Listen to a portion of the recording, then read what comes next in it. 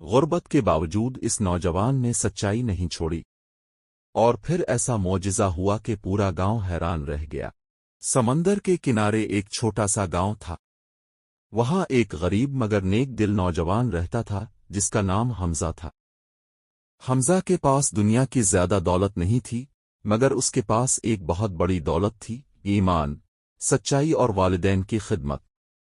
حمزہ کا باپ بہت بوڑھا اور بیمار تھا، جبکہ اس کی ماں کمزور تھی۔ گھر میں غربت تھی مگر دلوں میں اللہ پر بھروسہ بہت مضبوط تھا۔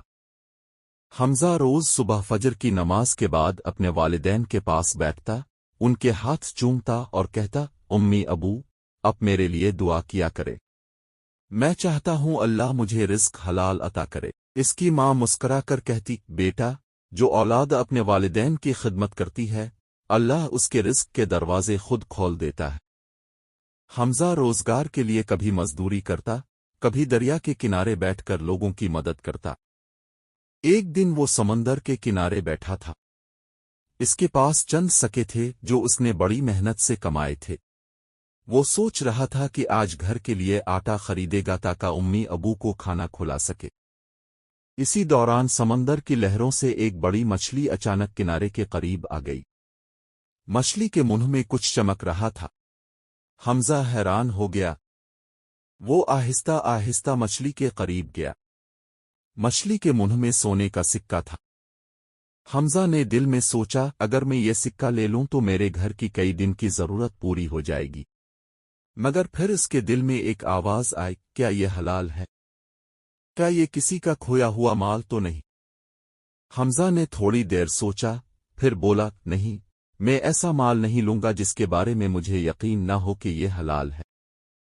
اس نے مچھلی کو پیار سے دیکھا اور کہا: اگر یہ اللہ کی طرف سے میرے لیے رزق ہے تو وہ مجھے کسی اور طریقے سے بھی دے سکتا ہے۔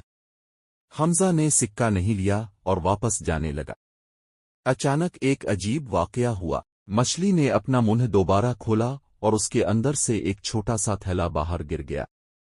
حمزہ حیران رہ گیا۔ جب اس نے تھیلا کھولا تو اس میں کئی سونے کے سکے تھے۔ حمزہ گھبرا گیا۔ اس نے فوراً آسمان کی طرف دیکھا اور کہا: اے اللہ، اگر یہ رزق میرے لیے ہے تو میں تیرا شکر ادا کرتا ہوں، لیکن اگر یہ کسی کا ہے تو مجھے اس کا مالک ضرور مل جائے۔ حمزہ وہ تھیلا لے کر گاؤں آیا اور اعلان کیا: اگر کسی کا سونے کا تھیلا کھو گیا ہے تو وہ آ کر مجھ سے لے لے۔ لوگ حیران تھے۔ ایک غریب نوجوان جس کے پاس کچھ نہیں، وہ اتنا قیمتی خزانہ واپس کرنا چاہتا ہے۔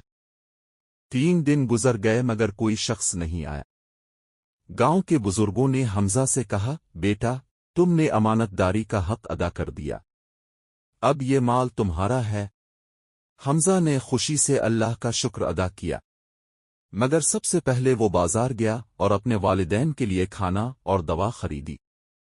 جب وہ گھر پہنچا تو اس کی ماں نے پوچھا: بیٹا، آج اتنی چیزیں کہاں سے لائے ہو؟ حمزہ نے پوری بات بتا دی۔ یہ سن کر اس کے والد کی آنکھوں میں آنسو آ گئے۔ انہوں نے کہا: بیٹا، یہ سب ہماری دعاؤں اور تمہاری سچائی کا صلہ ہے۔ اس دن کے بعد حمزہ نے اس مال سے ایک چھوٹا سا کاروبار شروع کیا۔ وہ ہمیشہ سچائی اور انصاف سے کام کرتا تھا۔ چند سالوں میں حمزہ گاؤں کا ایک کامیاب اور امیر تاجر بن گیا۔ مگر اس کی زندگی میں ایک چیز کبھی نہیں بدلی، وہ اپنے والدین کی خدمت کو سب سے بڑا فرض سمجھتا تھا۔ ہر روز وہ ان کے پاس بیٹھتا، ان کے پاؤں دباتا اور کہتا: میری کامیابی آپ کی دعاؤں کا نتیجہ ہے۔ گاؤں کے لوگ بھی اس کی مثال دیتے اور اپنے بچوں سے کہتے: دیکھو، جو اولاد اپنے والدین کی عزت کرتی ہے اور سچائی پر قائم رہتی ہے، اللہ اسے دنیا اور آخرت دونوں میں کامیاب کرتا ہے۔ حمزہ کی کہانی دور دور تک مشہور ہو گئی۔ لوگ اسے صرف ایک امیر آدمی نہیں بلکہ ایک نیک اور سچا انسان کے طور پر جانتے تھے۔ اور وہ ہمیشہ یہی کہتا تھا: رزق صرف محنت سے نہیں ملتا، رزق والدین کی دعا اور اللہ پر بھروسے سے بھی ملتا ہے۔ والدین کی خدمت سب سے بڑی نیکی ہے۔ سچائی اور امانت داری انسان کو اللہ کے قریب کرتی ہے۔